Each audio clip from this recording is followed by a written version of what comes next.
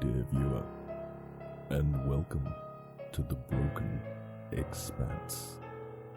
Today we'll be looking at the strange circumstances surrounding the death of Elisa Lam, from what led to her end, the aftermath, and some theories and even a few conspiracies.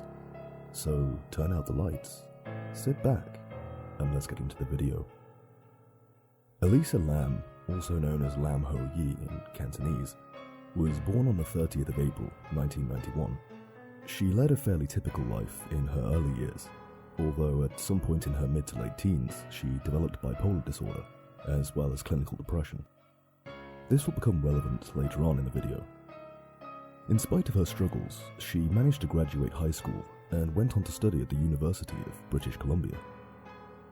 In January of 2012, on Esther Fields, a blog she ran online, discussing mainly her struggles with mental health, she stated that she had had a relapse and was finding it difficult to attend classes and subsequently had to drop several of them. This led to further stress and her concern that she wouldn't be further able to continue her studies and attend graduate school. As is the case with these kinds of struggles, they don't resolve themselves overnight, and so she continued facing difficulties. Which brings us to January of 2013, where Elisa had decided to take a break from everything and travel to the west coast of America. She arrived in Los Angeles on the 26th of January, and after 2 days she checked herself into the infamous Cecil Hotel, where at least 18 deaths have occurred, as well as counting several serial killers as guests over the years. At first, Elisa was in a room with 2 other guests. However, they quickly started complaining to management of Elisa's, quote, odd behavior. Due to this, Elisa was relocated to a private room, where she resided for several days. That is, until the day she disappeared. Cue the elevator video. Now I'm sure some of you recognize the image. This is a still from the last CCTV footage of Elisa alive. To truly get a scope for the rest of what we're discussing today, I'll play some clips of the video now.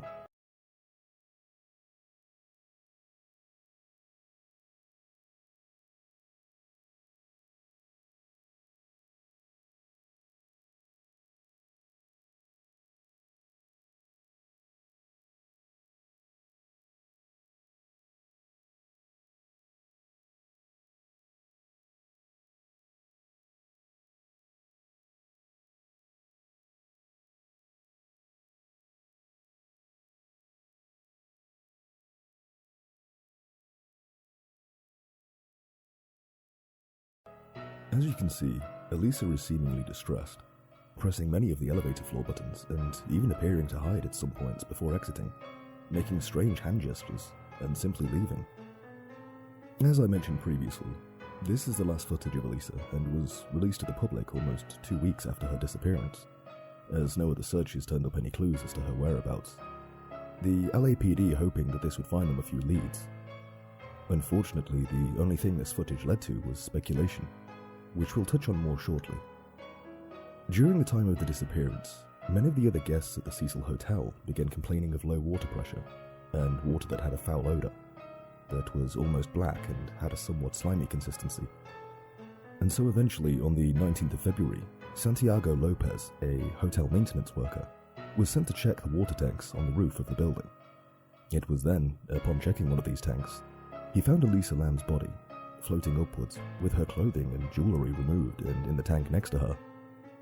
Initially, the coroner's report listed accidental drowning as the cause of death. However, this didn't make a lot of sense, as these were extremely large tanks, set on brickwork that would have needed to have been climbed by ladder in order to reach the opening hatch at the top. Even then, due to the size of the hatch, she would have had to struggle and contort herself to enter, so there was no feasible way that she would simply have fallen in. So, how then could it be that this was accidental? This, coupled with the unusual CCTV footage, of course, only sparked further speculation. So what really happened? As mentioned, there are various theories and conjectures about what actually happened at Cecil, so let's go through a few of those now. So we already have the official report that Elisa accidentally drowned, but what about the creeper theory? This is in reference to the title of one of her blog posts from her time staying at the hotel. In the post, she mentions how there was a fellow guest that she was certain was, well, creeping on her.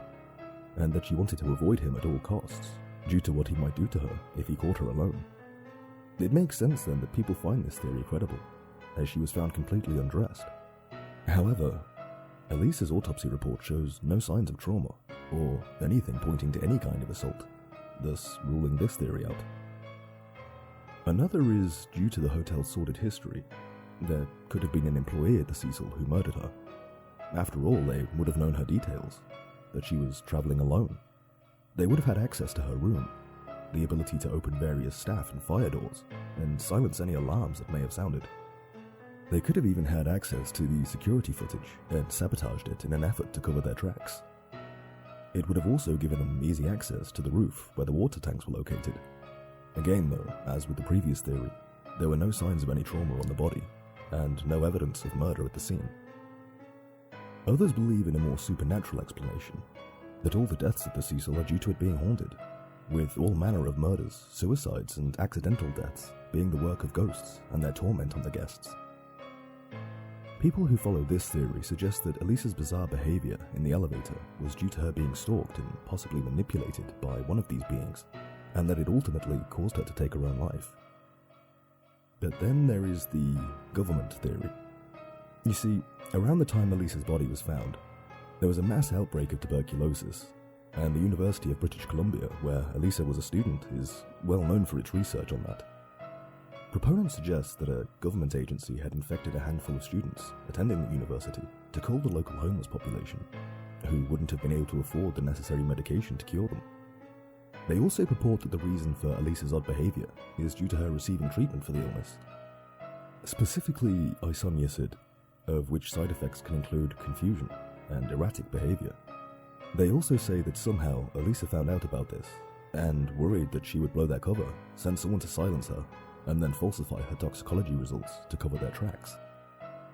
And finally, of course, as this is the internet, the theory that Elisa was playing the well-known elevator ritual, in which a person must enter a building at least 10 stories high, enter an elevator and press a predetermined series of numbers, and if done correctly, the door will open to a parallel universe. Not too dissimilar from our own, just darker, and with more electrical equipment either broken or malfunctioning. Then, on occasion, a woman will enter the elevator with you, who will ask, "Where are you going?" But under absolutely no circumstances must you look at her or speak to her. And so people who follow this line of reasoning believe that Elisa was not only participating in this ritual, but that she somehow did something wrong during it, thus ending her life. So, what's the truth of the matter? Did Elisa somehow defy probability and somehow accidentally drown? Could it have been the result of a relapse in her bipolar condition? Was she being pursued by some shady government agent or perhaps supernatural being? Well, the most likely seems to be a combination of all three, at least to an extent. You see, the toxicology results for Elisa didn't show any illicit substances, and only a trace amount of alcohol. However, there were also only trace amounts of venlafaxine, lamotrigine, quetiapine, and bupropion. That took far too many takes than I care to admit. Anyway, this was strange, as there should have been far higher doses of these in her body, as these were the medication she was prescribed to manage her condition. This would indicate then that Elisa was either off her medication or was severely underdosing. It is quite known that severe relapses with bipolar disorder can cause paranoia, delusions, and hallucinations. And so it's quite possible then that she believed herself to be being pursued by an assailant, human or otherwise, and was desperately trying to escape and hide from them, which eventually led her to the roof where she sought to hide in the large metal water tanks. Unfortunately, however, either due to fear of being caught by who or what she believed to be trying to harm her, or being unable to escape the tank once she had calmed herself down enough to want to leave, had simply been stuck there. Then, due to being submerged in water in January, even in LA, she would have found her body temperature start to drop before entering hypothermia, a well-known side effect of which is the feeling of being extremely overheated, even though the body in reality is freezing. This would also explain then why she was found naked, as she would have begun to remove more and more items of clothing as she progressively found herself feeling warmer and warmer, ultimately making her freeze faster and eventually killing her. So, in conclusion, and what I personally believe to be the true version of the story, Elisa had either stopped taking her medication or wasn't taking anywhere near her prescribed dose, and as she was already struggling with her bipolar, this caused a more pronounced reaction in her, to which she started to feel threatened, paranoid, and possibly hallucinate.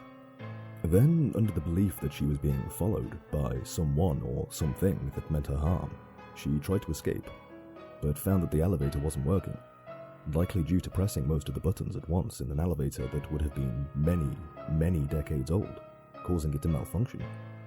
She then fled and managed to find herself on the roof, where she sought refuge in one of the large water tanks. However, once in, she either didn't want or couldn't escape, and she progressed into hypothermia, removing her clothing in an attempt to cool off as she began to feel unbearably hot, even though she was becoming fatally cold, thus tragically ending her life. Finally, I'd like to share some words from journalist Steve Erickson on staying at the Cecil and its high body count. The Cecil will reveal to you, whatever it is, you're a fugitive from. And that's it from me for today. I hope you found today's video interesting and perhaps have another perspective on this mystery. With that being said, with this being the spookiest of months, let me know in the comments, what are your plans for Halloween? You can also let me know what you'd like me to cover next, either here or on my Reddit page, which I'll link in the description below. And if you want to spread a bit of love and positivity in the world, I'd really appreciate it if you click that like button, hit subscribe, and don't forget the little bell notification icon too. It really means a lot. And as always, take care everyone, and don't stray too far from the path, lest you end up in the broken expanse.